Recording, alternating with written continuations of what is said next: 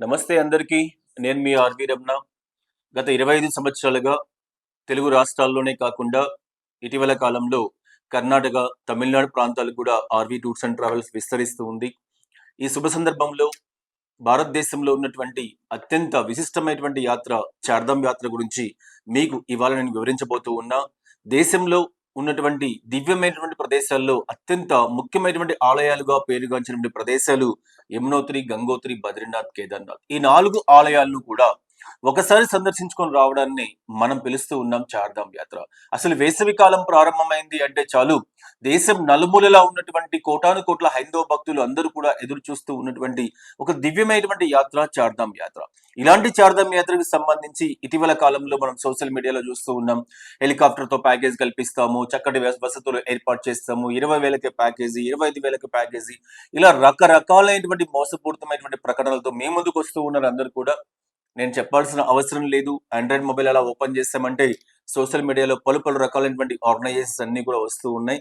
చాలా జాగ్రత్తగా మీరందరూ కూడా గమనించి చార్ధామ్ యాత్ర అంటే ఏంటి, ఎందుకంటే హిమాలయ పర్వత శ్రేణుల్లో దాదాపు 10,000 మీటర్ల ఎత్తులో ఉన్నటువంటి దివ్యమైనటువంటి క్షేత్రాలు చార్ధామ్ ఆలయాలు.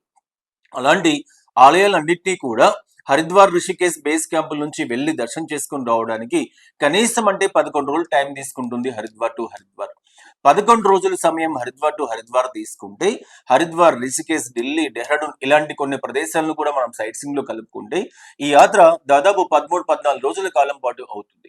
13-14 రోజుల కాలం పాటు హిమాలయ పర్వత శ్రేణుల్లో మంచు కొరికేటువంటి చలి తీవ్రత ఉన్నటువంటి ప్రదేశాలలో మనం ప్రయాణిస్తూ ఉన్నాము అంటే అక్కడ వసతులు ఎలా ఉన్నాయి, రాత్రి విడిది చేయడానికి హోటల్స్ ఎలా ఉన్నాయి, అదేవిధంగా ముఖ్యంగా దక్షిణ భారతదేశానికి సంబంధించినటువంటి మనమందరూ కూడా తెలుగు ఆహార రుచులకు అలవాటు పడి ఉన్నాం కాబట్టి ఉత్తర భారతదేశంలో హిమాలయ పర్వత శ్రేణుల్లో మనకు భోజన సదుపాయాలు ఎలా లభ్యమవుతూ ఉంటాయి, ఇటువంటి ఎన్నో సందేహాలు మీకు వ్యక్తమవుతూ ఉంటాయి. అంతేకాకుండా ఇటీవల కాలంలో చాలా సంస్థలు హెలికాప్టర్ తో ప్యాకేజ్ కల్పిస్తాము అని చెప్పి మీ ముందుకు వస్తూ ఉన్నారు. మనం చూసాం ఏప్రిల్ 11వ తారీఖున హెలికాప్టర్స్ ఓపెన్ అవుతాయని చెప్పేసి ఐఆర్సిటిసి వారు ప్రకటించారు.